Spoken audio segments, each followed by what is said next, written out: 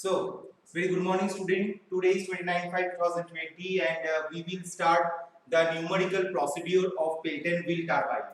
So, in my previous lecture, we have already discussed about the Pelton turbine work done and efficiency derivation, and also we have discussed about the design parameters of Pelton wheel.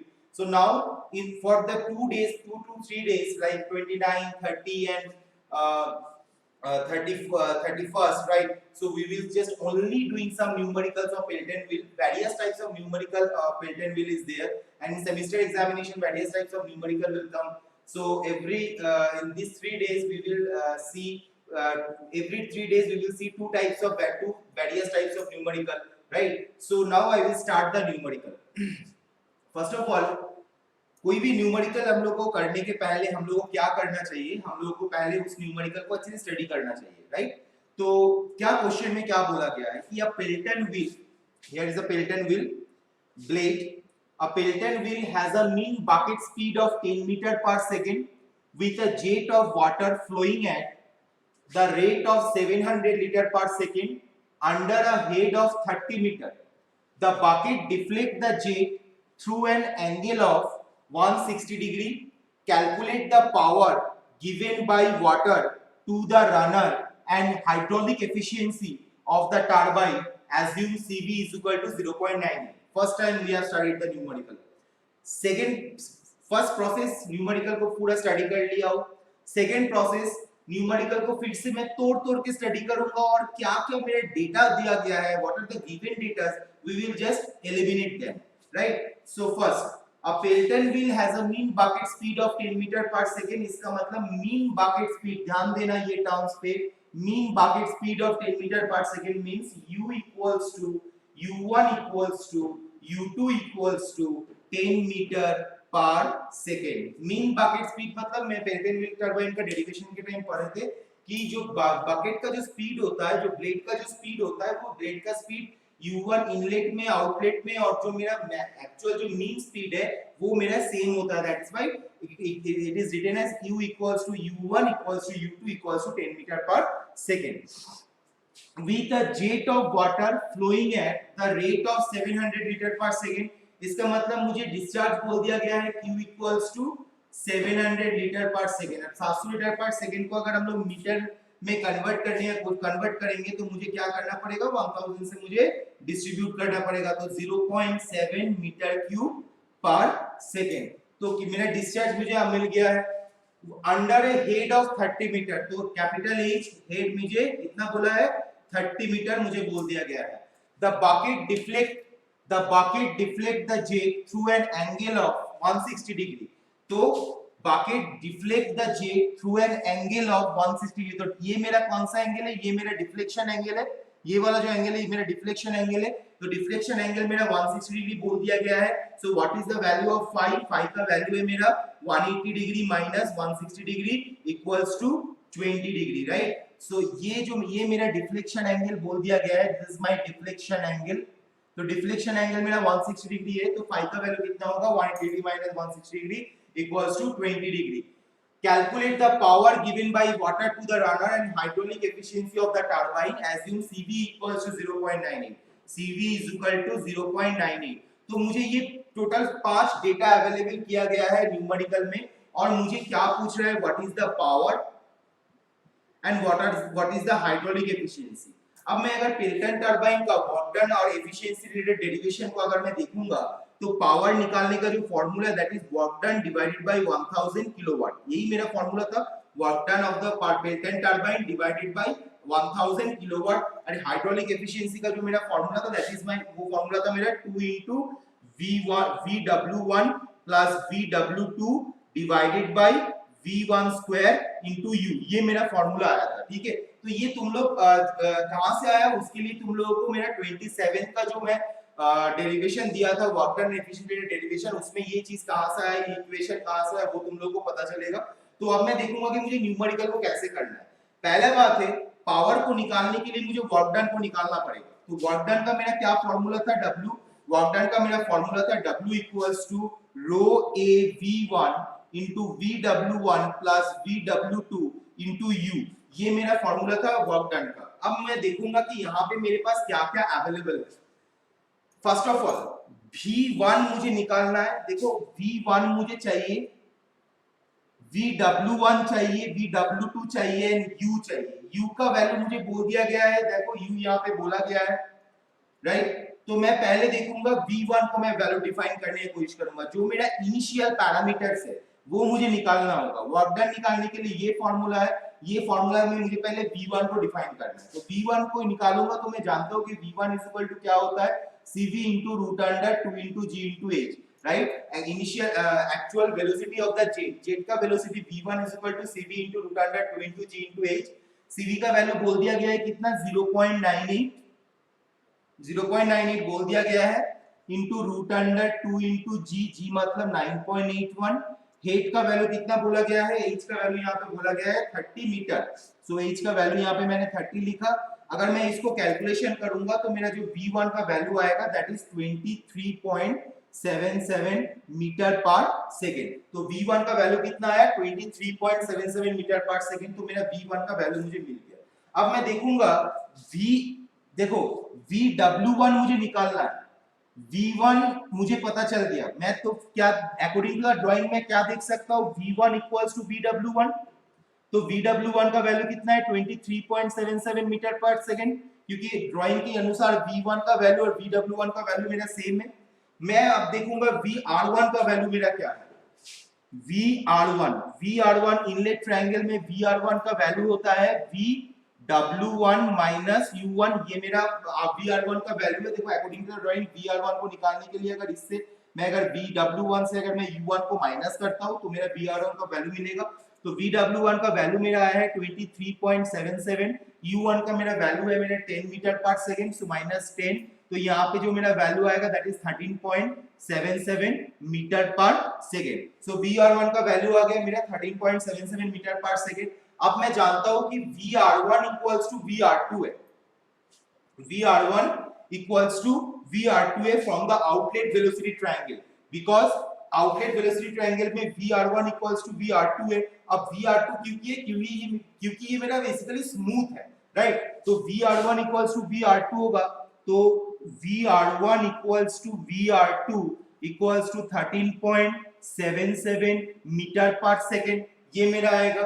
अब मुझे क्या बनाना है, मेरे पास equation, मेरे को V1 का value मुझे पता चल गया, VW1 का वैल्यू मुझे पता चल गया, मुझे क्या चाहिए, VW2 का value. According to the drawing VW2 मतलब क्या होगा, डेरिवेशन को थोड़ा सा अगर याद करोगे, VR2 ऐसे है, राइट। ये मेरा VR2 है, VW2 चाहिए। तो VR2 जिसके साथ एंगल किया है, कितना एंगल किया है, फाई एंगल किया है। तो अगर मैं VW2 को मैं लिख सकता हूँ VR2 cos फाई, जिसके साथ एंगल करता है वो मेरा cos बनता है। तो ये इसको अगर मैं इस एक्स एक्सिस के बराबर में करता हूँ तो ये मेरा VR2 cos फाई बन जाएगा। और VR2 cos फाई मतलब ये पूरा लाइन बनेगा, मेरा पूरा वेलोसिटी लाइन बनेगा VR2 cos फाई। और उससे अगर U2 को मैं माइनस करूंगा तो मेरा VW2 निकलेगा।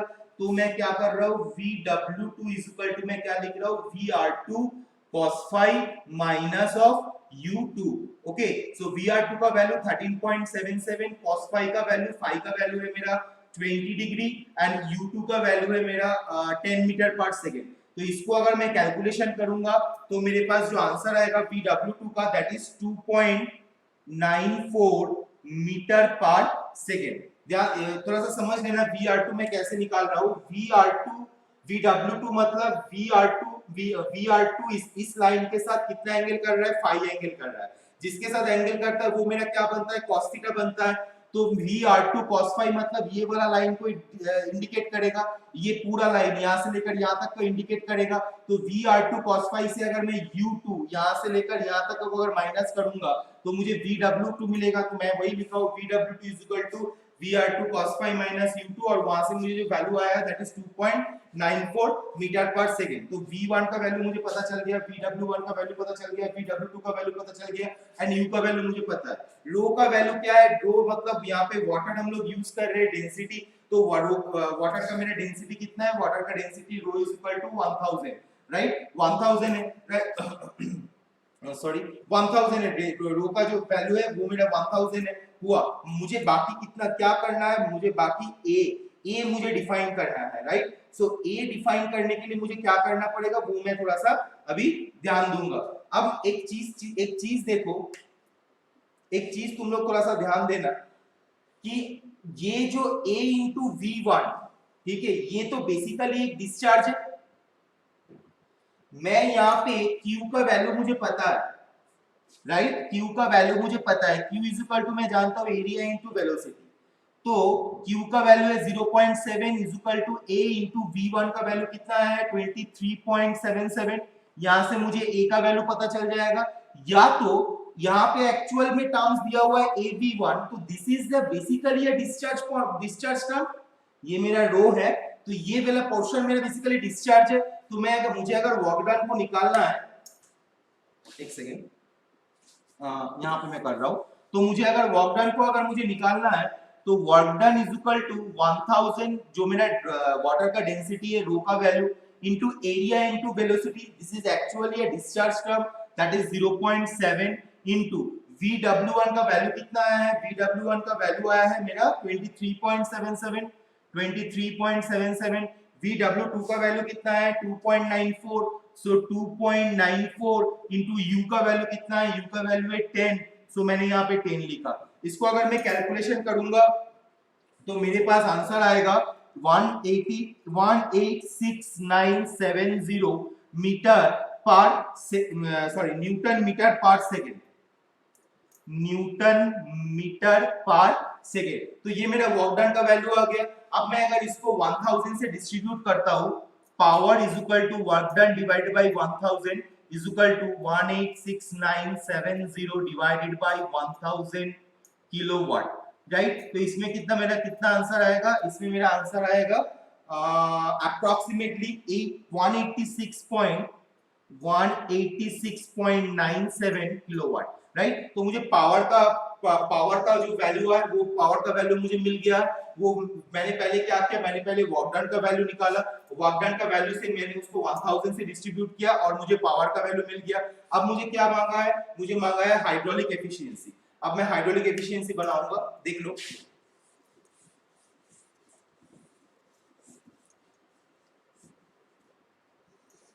हाइड्रोलिक एफिशिएंसी बनाने के लिए eta hydraulic is equal to 2 into VW1 plus VW2 into U divided by V1 square. तो मैं यहाँ पे डायरेक्ट पुट करूंगा 2 into 23.77 plus 2.94 into 10 divided by V1 का वैल्यू 23.77 होल स्क्वायर। इसको अगर मैं कैलकुलेशन करता हूँ तो मेरा जो आंसर आता है दैट इज 0.9454। इससे अगर मैं 100% मल्टीप्लाई करता हूं तो मेरा जो एफिशिएंसी आता है दैट इज 94.54%। ये मेरा हाइड्रोलिक एफिशिएंसी का टर्म्स आता है। तो इस तरीके से हम लोग पेल्टन टर्बाइन में, मेरा बेसिक एक पेल्टन टर्बाइन का न्यूमेरिकल है जिसमें जो मेरा 6 मार्क्स का आता है। पहले तो कोई भी पेल्टन टर्बाइन का न्यूमेरिकल करने के पहले उसका पेल्टन टर्बाइन का एक डायग्राम ड्रॉ कर लो। ये जो मेरा डायग्राम ड्रॉ किया गया है ये एक बेसिक डायग्राम है, पेल्टन टर्बाइन का डेरिवेशन करने के टाइम पे भी यही डायग्राम ड्रॉ किया गया था। तो डायग्राम अगर ड्रॉ कर लोगे तो हम लोगों को समझ में आएगा। अगर VW1 मुझे बोल दिया गया है तो VR1 कैसे निकाल सकते हैं, V1 कैसे निकाल सकते हैं, U1 अगर नहीं बोला है तो U1 कैसे निकाल सकते हैं।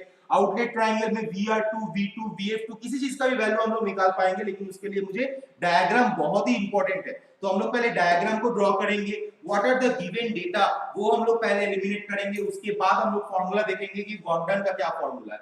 वर्क डन का फार्मूला मेरा यहाँ पे दिया हुआ है रो ए V1 into VW1 plus VW2 into U। यहाँ पे मैं फार्मूला को पुट करके मैंने वर्क डन का वैल्यू निकाला, उसको 1000 से डिस्ट्रीब्यूट किए, डिवाइड किए, तो मेरा पावर का वैल्यू आया और मैं हाइड्रोलिक एफिशिएंसी का जो फार्मूला वहां पे वैल्यू पुट करके मेरा हाइड्रोलिक एफिशिएंसी आया। तो इस तरीके से हम लोग पेल्टन टरबाइन का जो बेसिक न्यूमेरिकल है हम लोग कर सकते हैं, लेकिन उसके लिए हम लोग को ड्राइंग इज मोस्ट इंपॉर्टेंट। पहले ड्राइंग हम लोग करना बहुत जरूरी है। तो अभी हम लोग फिर से हम लोग सेकंड न्यूमेरिकल में जाएंगे, देखेंगे कि सेकंड जो टाइप का न्यूमेरिकल वो हम लोग कैसे कर सकते हैं। So next numerical is different, right, with the previous numerical. Question is that a Pelton wheel is designed for following specification. एक पेल्टन व्हील को हम लोग को डिजाइन करना है, उसके लिए क्या क्या स्पेसिफिकेशन चाहिए वो बोल दिया गया है। फर्स्ट वन, शाफ्ट पावर कितना बोला गया है 11,772 kilowatt, head 380 metre, speed 750 RPM, overall efficiency 86%. Another condition, jet diameter is not exceed 1/6 of the wheel diameter. Jet का जो डायमीटर है, मतलब यहां से जो नोजल से जो निकलेगा जो जेट, वो जेट का जो डायमीटर है, ये जो मेरा स्मॉल डी है, ये डी, ये जो मेरा ब्लेड है, not exceed 1/6 of the wheel diameter. Wheel का जो डायमीटर है, जो मेरा रनर का जो डायमीटर है, उससे इज नॉट एक्सीड 1/6. मतलब क्या बोला जा रहा है, small d by capital D is equal to 1/6. इसका मतलब है d is equal to 6d. मतलब d यहाँ पे बड़ा होना चाहिए और स्मॉल d इस कैपिटल d के साथ अगर 6 गुना मल्टीप्लाई करेंगे, अगर ये 2 है तो ये 12 है, तो 12 अगर ये है तो 2 के साथ ये 6 गुनी मल्टीप्लाई करेंगे तभी 12 होगा. तो यहाँ पे बोल रहा है jet diameter is not exceed 1/6 of the wheel diameter. So determine wheel का जो डायमीटर, मतलब कैपिटल डी डिटरमाइन करने बोला है. नंबर ऑफ जेट्स रिक्वायर्ड, कितना नंबर ऑफ जेट रिक्वायर्ड, कितना नंबर ऑफ जेट चाहिए ये शाफ्ट का ये पावर को जनरेट करने के लिए, and diameter of the jet मतलब स्मॉल डी डिफाइन करने बोला गया है. राइट. तो मैं अभी देखूंगा कि मेरे पास तो ऑलरेडी डेटा, क्वेश्चन में डेटा अवेलेबल किया ही गया है और मैं नहीं लिख रहा हूं कि क्या क्या डेटा मेरे पास दिया गया है, क्योंकि ये as it is point wise दे दिया है कि मेरे पास इतना इतना डेटा है. तो मैं अभी क्या करूंगा, मुझे अभी फर्स्ट ऑफ ऑल मुझे देखना है कि मुझे व्हील डाया और डायमीटर ऑफ जेट निकालने के लिए मुझे क्या करना पड़ेगा. फर्स्ट ऑफ ऑल मैं देखूंगा कि मुझे बोला है jet diameter is not exceed 1/6 of the wheel diameter. इसका मतलब क्या है, capital D is equal to 6 into small d, ये मुझे बोला गया है. राइट. मैं अभी क्या करूंगा, मुझे वेलोसिटी मुझे चाहिए, क्योंकि कोई भी चीज मुझे काम करने के लिए मुझे जो एक्चुअल मेरा वेलोसिटी है वो मुझे डिफाइन करना पड़ेगा. क्योंकि व्हील डाया को मुझे डिफाइन करने के लिए मेरे पास एक फॉर्मूला है, that is u equals to pi d n by 60. ये मैं जानता था. Right. u equals to pi d n by 60. यहां से मेरा जो कैपिटल डी है, ये मेरा व्हील का डायमीटर है. u मतलब ब्लेड का वेलोसिटी है, ब्लेड का वेलोसिटी, n मतलब कितना स्पीड, कितना रोटेशनल स्पीड है वो बोला गया है. तो मैं यहां से अगर देखूंगा, ये n मेरे पास नोन है 750, पाई नोन है, d मुझे निकालना है और u मेरा लेकिन अननोन है. तो u निकालने के लिए मुझे क्या करना पड़ेगा, u निकालने के लिए मुझे स्पीड रेशियो देखना पड़ेगा, क्योंकि यहाँ पे स्पीड रेशियो बोला गया है. तो मैं जानता हूं कि speed ratio SR equals to, मैं जानता हूं small u by capital V. ये मैं अच्छे से, बहुत अच्छे से जानता हूं कि speed ratio is equal to u by capital V. Okay. तो स्पीड रेशियो मेरा 0.45 है, is equal to u by V. अब मैं V मतलब मैं क्या जानता हूं, V1 या V जो भी बोलो, V1 is equal to CV into root under 2 into G into H.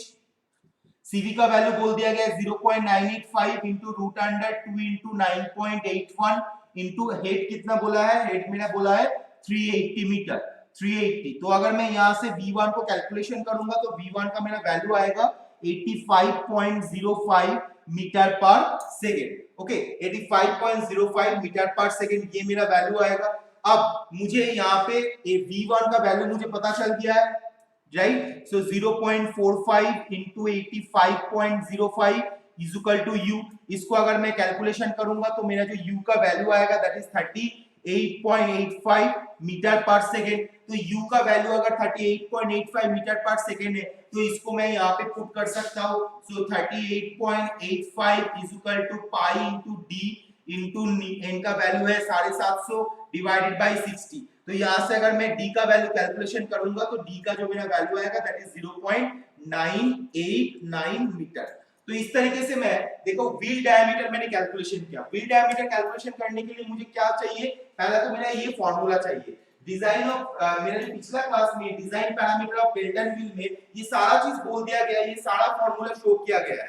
तो u equals to pi d n by 60 में मुझे d मेरा व्हील डाया है, n मुझे बोल दिया गया है, u मुझे पता नहीं था. u मुझे कैसे निकालना पड़ा, u के लिए हम जानते हैं कि speed ratio is equal to runner speed या तो blade speed divided by jet velocity. तो यहाँ पे u बाई मैंने v किया, u मेरा रनर का वेलोसिटी है या ब्लेड वेलोसिटी है और v मतलब मेरा जेट का वेलोसिटी है। अब मैं देख रहा हूँ कि ये फॉर्मूला में मेरा v भी फिर अननोन है, तो v मेरा निकालने का फॉर्मूला क्या है, cv √2gh।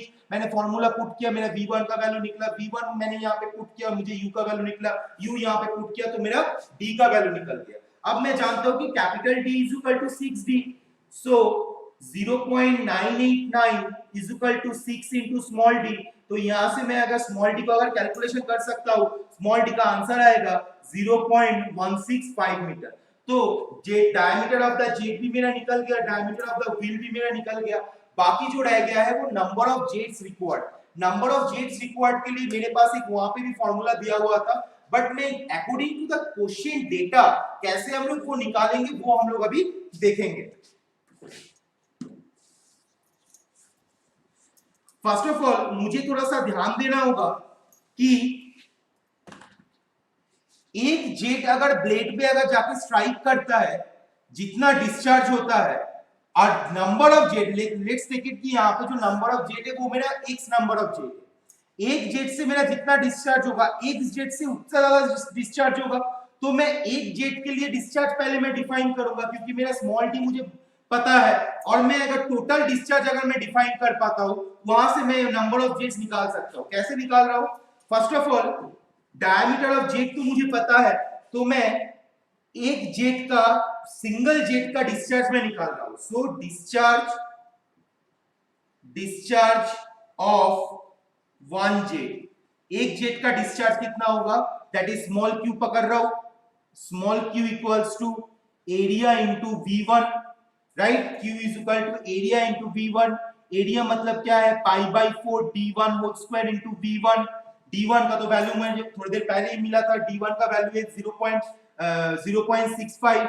d1 या तो पाई बाई 4 d स्क्वायर भी कर सकते हो, कोई इशू नहीं है, pi by 4 0.165 whole square. v1 का वैल्यू मेरा कितना आया था, v1 का वैल्यू मेरा आया था 85.05। तो मैं यहाँ पे क्या कर रहा हूँ, 85.05 पुट कर रहा हूँ, और इसको अगर मैं कैलकुलेशन करूंगा तो इसका मेरा आंसर आएगा कुछ 1.818 मीटर क्यूब पर सेकेंड। ये जो मेरा डिस्चार्ज निकला, या एक सिंगल जेट के लिए मेरा कितना डिस्चार्ज है वो मैंने निकाला through out the jet diameter से। अब मैं क्या कर रहा हूं, मुझे क्या बोल दिया गया है, शाफ्ट पावर मेरा ये है और ओवरऑल एफिशिएंसी मेरा 86% है। मैं जानता हूं eta overall efficiency is equal to shaft power divided by water power. Overall efficiency मतलब वाटर पावर मतलब एक जेट से मुझे कितना पावर मिल रहा है, दैट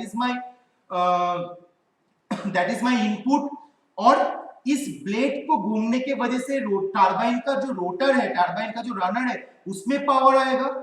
इस तरीके से कनेक्ट है ना, ये मेरा रनर है, ये मेरा शाफ्ट है, ये मेरा ब्लेड है, ये मेरा जेट है। जेट जाके ब्लेड में स्ट्राइक किया, that is my water power. Blade में जितना जाएगा उतना मेरा रनर में नहीं आएगा, तो ये ब्लेड से जाके मेरा वाटर पावर में आएगा, फिर सॉरी रनर पावर में आएगा, फिर रनर जितना घूमेगा वो जाके मेरा शाफ्ट में आएगा। तो ये water power and runner shaft power, water power इसके लिए इनपुट है और शाफ्ट पावर ओवरऑल एफिशिएंसी के लिए आउटपुट है। तो overall is equal to shaft power divided by water power.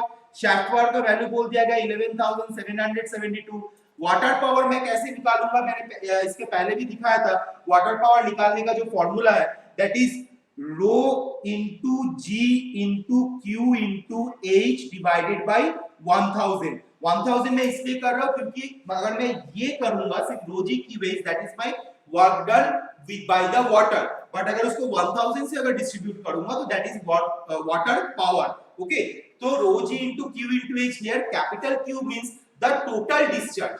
ये जितना भी नंबर ऑफ जेट अगर हम लोग यहाँ पे इस्तेमाल करते, सारा जेट जाके जब जो ब्लेड पे जाके स्ट्राइक करेगा, या जब ब्लेड पे जाके स्ट्राइक करेगा तो टोटल अमाउंट ऑफ जो डिस्चार्ज है वो है मेरा ये rho g Q H divided by 1000। तो यहां से 11 था और ईटा ओवरऑल कितना बोला गया 86%, दैट मींस 0.86 मैं लिख सकता हूं। तो यहां से अगर मैं कैलकुलेशन करूंगा, रो का वैल्यू 1000 है, जी का वैल्यू 9.81 है, एच का वैल्यू मेरा 380 मीटर है, तो यहां से मुझे क्यू का वैल्यू मिलेगा। तो यहां से अगर मैं कैलकुलेशन करता हूं तो मेरा जो क्यू का वैल्यू आता है दैट इज 3.8 3.672 मीटर क्यूब पर सेकेंड। ये मेरा कैपिटल क्यू का वैल्यू आया, स्मॉल क्यू का वैल्यू ये आया है। तो मैं इस तरीके से लिख सकता हूं कि 1.818 डिस्चार्ज के लिए एक जेट लगता है, एक डिस्चार्ज के लिए 1/1.818 लगता है, और 3.672 डिस्चार्ज के लिए 1/1.818 इंटू 3.672 डिस्चार्ज लगता है। मैं लिख सकता हूं क्योंकि ये जो डिस्चार्ज है ये एक जेट के लिए, ये जो डिस्चार्ज निकला है ये मेरा टोटल अमाउंट ऑफ जेट का डिस्चार्ज निकला है। तो इतना डिस्चार्ज होने के लिए मुझे एक जेट चाहिए, एक के लिए मुझे कितना चाहिए, 3.672 के लिए मुझे कितना चाहिए। इसको अगर मैं कैलकुलेशन करता हूं तो मेरा जो आंसर आता है दैट इज अप्रोक्सीमेटली 2 जेट्स। तो इस तरीके से मैं, ये और एक टाइप का न्यूमेरिकल था जिसमें पेल्टन व्हील का डिजाइन रिलेटेड क्राइटेरिया दे दिया गया था और वहां से मुझे कुछ वैल्यूज ऑफ पेल्टन व्हील का कुछ वैल्यू मुझे डिफाइन करने बोला गया था। व्हील डायमीटर मतलब रनर का diameter of the jet and number of jets required. तो मैं इस तरीके से कैलकुलेशन कर सकता हूं, u का कैलकुलेशन, v का calculation and this single jet का कैलकुलेशन है ये, और ये मेरा यहां से मैं टोटल क्यू का वैल्यू डिफाइन कर सकता हूं और मैं नंबर ऑफ जेट भी कैलकुलेशन कर सकता हूं, राइट। तो इस तरीके से हम लोग पेल्टन टरबाइन का आज का क्लास में पेल्टन टरबाइन का 2 न्यूमेरिकल हमने स्टडी किया हो। कल का क्लास में मैं और भी 2 टाइप का न्यूमेरिकल दिखाऊंगा और हर एक न्यूमेरिकल तुम लोग जब स्टडी करोगे थोड़ा ध्यान से समझने की कोशिश करने की किस तरीके से न्यूमेरिकल आगे की तरफ बढ़ रहा है और सॉल्यूशन निकल रहा है, right. So now I am concluding my class and thank you for attending my class and have a nice day. If you have any problem you can ask in my Zoom class also. So thank you and have a nice day. Stay home and stay safe. Thank you.